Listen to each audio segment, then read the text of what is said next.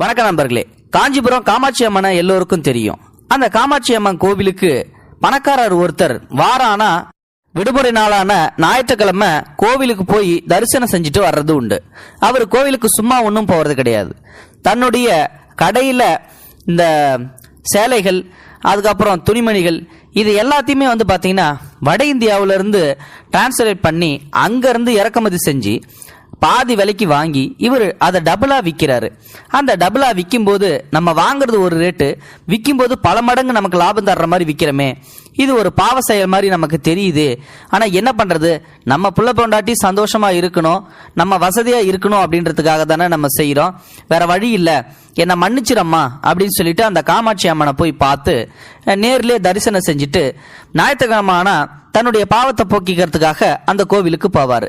வழக்கம் போல எப்பயுமே பாத்தீங்கன்னா அவங்களுடைய 7 வயசு பையனை அந்த பணக்காரன் கூட்டிக்கிட்டு போறது உண்டு. இப்படியே பாத்தீங்கன்னா வாரம் ஆனா காமாட்சி அம்மன் கோவிலுக்கு போறது, தன்னுடைய 7 வயசு மகனை கூட்டிக்கிட்டு அங்க போய் தான் தொழில்ல இந்த மாதிரி நான் லாபம் வச்சு விற்கிறேன், என்னை மன்னிச்சிரு, எனக்கு உதவு அப்படின்னு சொல்லி வேண்டிக்கிறது. இப்படியே போயிட்டே இருக்குது. ஒரு நாள் அந்த சின்ன பையன் அப்பா கிட்ட, ஏப்பா வாரம் ஆனா என்னையும் கூட்டிட்டு வரீங்க, எப்படியோ பாவம் புண்ணியம்னு சொல்லி பேசிக்கிட்டே இருக்கீங்க, வேண்டிக்கிட்டு திருப்பி அப்புறம் கூட்டிட்டு வந்துடுறீங்க, பாவம் புண்ணியம்னு சொல்லி அடிக்கடி சொல்றீங்களே, அப்படின்னா என்னப்பா அப்படின்னு சொல்லி அந்த பையன் கேட்கறான். அதுக்கு அந்த பணக்காரன் அதுக்கான விளக்கத்தை சொல்றான். எப்பா, பாவம் அப்படிங்கிறது ஒருத்தருக்கு நாம செய்யற தவறு, அதுவே புண்ணியம் அப்படிங்கிறது ஒருத்தருக்கு நாம செய்யற நன்மைகள். ஒருத்தங்களுக்கு நாம நல்லது செஞ்சோம்னா அது புண்ணியத்துல சேரும், அதுவே கெட்டது செஞ்சோம்னா அது பாவத்துல போய் சேரும்பா. அப்பா இப்ப கொஞ்சம் பாவம் செஞ்சுக்கிட்டு இருக்கேன், அதனாலதான் வாரானா ஞாயிற்றுக்கிழமை இந்த காமாட்சி அம்மனை பார்த்து என் பாரத்தை இறக்கி வச்சுட்டு போயிட்டு இருக்கேன்ப்பா அப்படின்னு சொல்லி சொல்றான். உடனே பாத்தீங்கன்னா அந்த சின்ன பையனும் சரிப்பா அப்படின்னு சொல்லி புரிஞ்சுக்கிறான். வழக்கம் போல பாத்தீங்கன்னா ஞாயிற்றுக்கிழமை போய் சாமி கும்பிடுறது, அந்த பையனை கூட்டிகிட்டு அதே மாதிரி வேண்டுதல் நடத்துறது. இப்படி வேண்டுதல் நடத்தி முடிச்சுட்டு அடுத்த நாள் திங்கக்கிழமை ஒரு நாள் பேங்குக்கு தான் டெபாசிட் பண்ண வேண்டிய பணத்தை எடுத்துக்கிட்டு போறாரு அந்த பணக்காரன். கூடவே அவர் பையனையும் கூட்டிகிட்டு போறாரு, எல்லாம் தெரிஞ்சுக்கணும் அப்படின்றதுக்காக. அங்க போகும்போது அங்க ஒரு வயசான முதியவர், கிட்டத்தட்ட ஒரு 60 வயசு இருக்கும். அந்த முதியவர் அந்த பேங்க் மேனேஜர் கிட்ட பயங்கரமா சண்டை போட்டுக்கிட்டு இருக்காரு. என்னடா அப்படின்னு சொல்லி பார்த்தா தான் பொண்ணு கல்யாணத்துக்காக லோன் கேட்டிருக்காரு போல. லோன் கேட்டவர் லோன் தரேன் அப்படின்னு சொல்லிட்டு அந்த மேனேஜர் இழுக்கடிச்சிருக்காரு. கடைசியா உங்ககிட்ட ஏதாவது அடமானம் வைக்கிறதுக்கு ஷூரிட்டி இருந்ததுன்னா சொல்லுங்க, லோன் தரேன் அப்படின்னு சொல்லி கையை விரிச்சிருக்காரு. இப்போ அடுத்த வாரத்துல அந்த பெரியவரோட பொண்ணுக்கு கல்யாணம். இந்த நேரத்துல இப்படி சொல்றீங்களே, உங்களை நம்பிதானே நான் இவ்வளவு நாள் கல்யாணத்துக்கான ஏற்பாடுலாம் பண்ணேன், இப்ப திடீர்னு பணம் தர முடியாது ஷூரிட்டி கேட்கறீங்களே, நான் என்ன பண்ணுவேன், என் பொண்ணு கல்யாணம் நின்று போச்சுன்னா எனக்கு தற்கொலை பண்ணிக்கிறத தவிர வேற வழியே இல்லை அப்படின்னு சொல்லி அழுதுகிட்டு இருக்காரு. இந்த சின்ன பையனும் அந்த பணக்காரனும் அங்க போகும்போது இந்த நிகழ்வு நடக்கிறத பாக்குறாங்க. அப்போ அந்த சின்ன பையன் அவனுக்கு மனசுல ஒரு எண்ணம் ஓடுது. அப்பா ஒரு நிமிஷம் இங்க வாங்கலாம் அப்படின்னு சொல்லி தனியா கூட்டிட்டு போறான். என்னப்பா அப்படின்னு சொல்லி அந்த சின்ன பையன்கிட்ட கேட்கறான் அந்த பணக்காரன். அப்பா, ஒருத்தங்களுக்கு நாம நன்மை செஞ்சா புண்ணியம் கிடைக்கும், கெட்டது செஞ்சா பாவம் கிடைக்கும்னு சொன்னீங்கல்ல, இந்த ஏழையை பார்த்தா எனக்கு ரொம்ப பாவமா இருக்குப்பா. நாம ஏன் கோவில் மேல ஏறி அந்த சாமி கிட்ட வேண்டி புண்ணியம் கொடுன்னு சொல்லி கேட்கணும்? நீங்க தானே சொன்னீங்க மற்றவங்களுக்கு நன்மை செஞ்சாவே புண்ணியம் கிடைச்சிடும்னு. அப்ப அவ்வளவு தூரம் போகணும்னு அவசியமே இல்லப்பா. நம்ம பாக்குற இடத்துல ஒரு சில பேத்துக்கு நன்மை செஞ்சாலே போதும்ல. அந்த பெரியவரை பாரு, ஏதோ பணம் வேணும்னு சொல்லி அழுகுறாரு. அவரு உங்களுக்கு அப்பா மாரி இருக்கிறாரு, எனக்கு தாத்தா மாரி இருக்காரு, அவரை பார்த்தாலே பாவமா இருக்குப்பா. அவருக்கு பணம் நீங்க கொடுத்தீங்கன்னா உங்களுக்கு புண்ணியம் சேருந்தானே அப்படின்னு சொல்லி சொல்றான். இந்த பணக்காரனுக்கு அப்படியே செருப்பால் அடிச்ச மாதிரி ஆயிடுச்சு. என்னடா அது, நம்ம பையன் நமக்கு அறிவுக்கு எட்டாத அளவுக்கு ஒரு வார்த்தையை சொல்லிட்டானேன்னு நமக்கு கூட இவ்வளவு நாளா தோணலையே அப்படின்னு. சரி நீ சொல்றபடியே நான் செய்யறேன்ப்பா அப்படின்னு சொல்லி அந்த பணக்காரன் தான் கையில வச்சிருந்த டெபாசிட் பண்றதுக்காக வச்சிருந்த அந்த பணத்தை கொண்டு போய், ஐயா பெரியவரை இங்க வாங்க, அந்த மேனேஜர்கிட்ட அப்புறம் பேசிக்கலாம், இங்க வாங்கன்னு சொல்லி அழிச்சிட்டு வராரு. இவரும் கண்ணை தொடச்சுக்கிட்டு என்னையா சொல்லுங்க அப்படின்னு சொல்லி கேட்கிறாரு. அப்போ இந்த பணக்காரன் தான் கையில வச்சிருந்த பணத்தை கொடுத்து, இந்தாங்க ஐயா, இந்த பணத்தை நீங்க உங்க பொண்ணோட கல்யாணத்துக்கு வச்சுக்கோங்க, உங்களால எப்ப முடியுமோ அப்ப திருப்பி கொடுங்க, ஒன்னும் பிரச்சனை இல்லை அப்படின்னு சொல்லி சொல்றாரு. ஐயா, நீங்க யாரு என்னன்னே தெரியாது, எனக்கு திடீர்னு உதவி செய்யறீங்களே, உங்களுக்கு மிகப்பெரிய மனசியா அப்படின்னு சொல்லி சொல்ல, என் பேரு சண்முகம் டெக்ஸ்டைல்ஸ்ன்னு சொல்லிட்டு ஒரு மிகப்பெரிய ஜவுளி கடையை வச்சு நான் நடத்திட்டு இருக்கேன். அந்த ஜவுளி கடையில துணிமணிகள், பட்டுப்புடவைகள் எல்லாத்தையுமே நான் வியாபாரம் செய்யறேன்.